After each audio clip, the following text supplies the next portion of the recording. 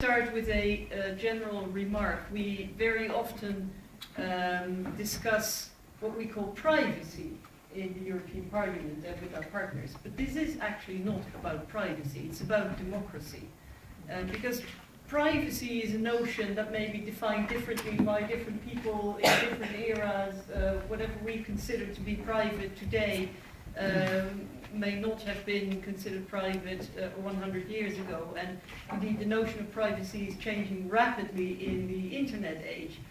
So it's not so much about privacy, but it's very much about what, in my view, what governments in particular are allowed to know about us and what they're allowed to do with the information about our private lives. Of course, the same applies also to businesses, but I still think that there is a difference between the two. And I notice with great concern that in recent years that governments are getting almost unlimited access to almost every intimate detail of our private lives, and that they have almost uncontrolled and unlimited powers to use that information as they deem fit. And to be honest, it's also a bit our own fault. I mean, us as citizens, there is the annual award giving that I'm sure you're familiar with of the Big Brother Awards, and last year the Big Brother Award in the Netherlands was given to you, to the citizen, as they said, because we accept all of this. We seem to think that it's all right, and I actually think there's a big issue. There are two reasons why this is taking place. One is, of course, 9/11.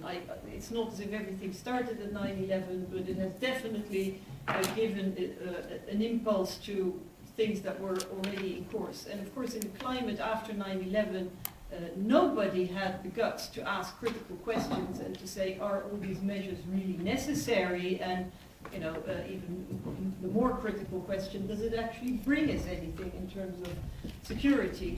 A second reason is, of course, technological progress, technological developments, because what we see is that public authorities, law enforcement, police, judiciary, etc., that where before they would have to collect their own data and set up their own databases, now everything is available in electronic databases, on the internet, and I mean it's sort of almost custom made. I mean there are companies which are creating profiles for commercial purposes, and they're available for public authorities. And of course, and again, there is a big issue about companies, small companies, big companies, collecting vast quantities of data. That's definitely an issue, but I still think it's a different issue than public authorities getting access to those same data. Because all of a sudden, data protection rules do no longer apply, or not in the same way. A big problem is also is not just the fact that people were reluctant to ask critical questions in the aftermath of 9/11, and the fact that people, that the notion of privacy is changing, but I also think that the salami tactics which have been applied by governments around the world make that people aren't really aware of how much information the government already has on them.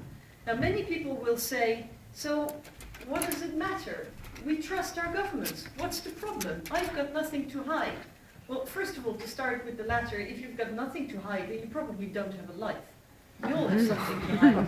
Well, do you really, if you've got nothing to hide, why don't you walk down the streets naked, tell everybody about the diseases you have, or whom you made love with yesterday, or how much money you have in your bank account and what you do with your money, and give them your credit card number and your signature as you're at it?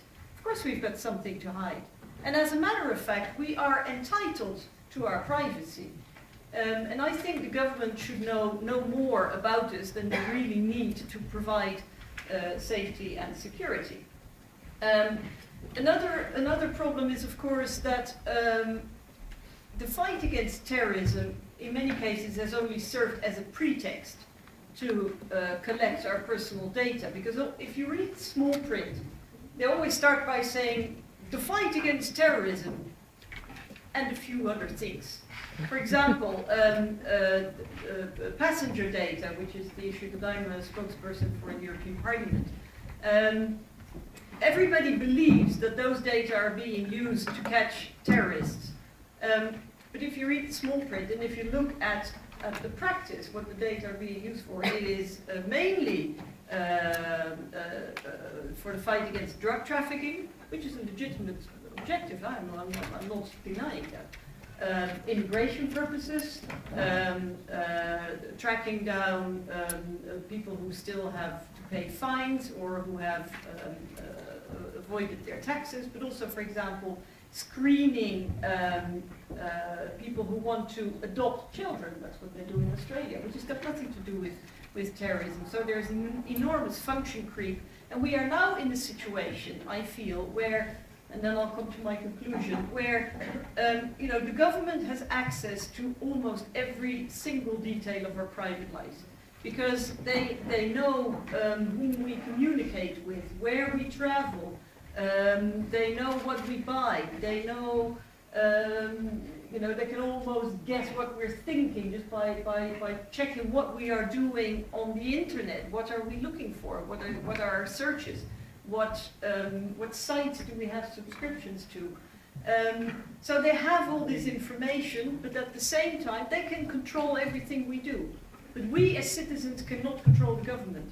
Because, hello Mark, because all those control mechanisms have been one by one watered down or eliminated. And that is why I started by saying it is an issue of democracy. It is not an issue of privacy. Because in a democracy, it is not the government that controls the citizens. It's the citizens that control governments. And all those control mechanisms have been eliminated because we have no right to get information on what they use the data for. There is no adequate legal protection. I'm actually sort of testing the system myself at the moment, and I can tell you it is not easy to get information on what they use your personal data for. And why I'm so worried about this is that we may all trust our governments at the moment, or let's assume that we all trust our governments. But if we create instruments that allow governments uncontrolled and unlimited control over citizens, would we still trust a different government? If I look at my own country, where extreme right-wing parties have huge popular support at the moment, I mean, I dread the day that parties like that are elected into power and they can use the instruments that we have created now. And if people ask me, so what can go wrong? I often say to them, and I'm not being cynical, well, ask my colleagues from the former communist countries. They can tell you. They can tell you. And I think that's something we should avoid. And maybe the last parallel I'll make, and then I'll shut up, is we've all of course watched the Olympic Games in China in recent weeks, and of course there was a lot of protest against the Chinese government and people who wanted to boycott, and then there was even President Bush who reminded China that they should respect human rights. And everybody's protesting, and rightfully so, that the big companies such as Google and Yahoo would actually comply with laws by the Chinese government requiring them to submit their customer records. And the Chinese government says, but this is in the interest of national security. And we all say, that's outrage, that's a disgrace, and China is a dictatorship, and that's all true. But what is happening in the Western world? Our governments are requiring Google and Yahoo to submit their customer records in the interest of national security.